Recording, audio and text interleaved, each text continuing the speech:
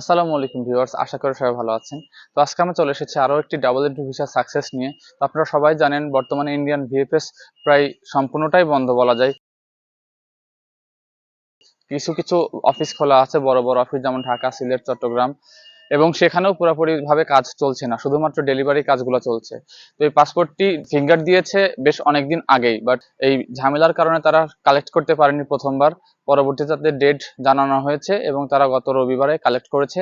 আজকে আমরা ভিডিও করছি 14 তারিখ, আর পাসপোর্ট কালেক্ট করেছে 12 তারিখে। তো ভিসাটি হইতে সময় লেগেছিল 3 দিন, অর্থাৎ তার পাসপোর্ট জমা দেওয়ার, ফিঙ্গার দেওয়ার পরে গ্র্যান্টেড বাট নট প্রিন্টেড হইতে সর্বোচ্চ 48 ঘন্টার একটু বেশি সময় লেগেছিল। সে মাত্র 6 দিনের মাথায় ভিসাটি পেয়ে যেত। তবে শুধুমাত্র ঝামেলার কারণে, অর্থাৎ দেশের যে রাজনৈতিক অবস্থা এবং ভিএফএস বন্ধ হয়ে যাওয়ার কারণে তার ভিসাটি ডেলিভারি পেতে একটু বেশি সময় লেগেছে। তাছাড়া যদি সব ঠিকঠাক থাকতো, সে মাত্র 5 থেকে 6 দিনে তার ভিসাটি হাতে পেয়ে যেত। তো আপনারা বুঝতেই পারছেন বর্তমানে ডাবল এন্ট্রি ভিসার কি পরিমাণে ডিমান্ড।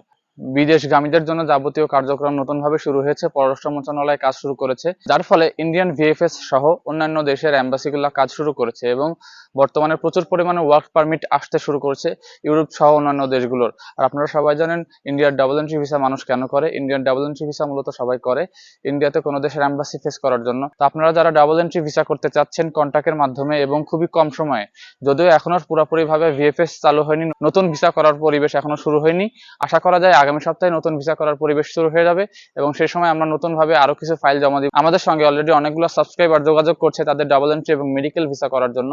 আমরা অলরেডি তাদের সঙ্গে যোগাযোগ করে এবং যে এজেন্সির মাধ্যমে তাদের ডাবল এন্ট্রি ভিসা এবং মেডিকেল ভিসা করিয়ে দিব, তাদের সঙ্গে যোগাযোগ করিয়ে দিয়েছি, তাদের সঙ্গে কথাও বলিয়ে দিয়েছি। তারা ওয়েট করছে কবে নাগাদ এম্বাসি থেকে নতুন ফিঙ্গারের ডেট দেওয়া শুরু করবে এবং তারা ডাবল এন্ট্রি এবং মেডিকেল ভিসার জন্য ফিঙ্গার দেবে। তো আশা করা যায় আপনারা সবাই বুঝতে পেরেছেন বর্তমানে দেশের পরিস্থিতির কারণে ইন্ডিয়ান ভিএফএস বন্ধ আছে। আশা করা যায় খুব দ্রুতই ইন্ডিয়ান ভিএফএস চালু হয়ে যাবে এবং পুরোপুরি কাজ শুরু করবে।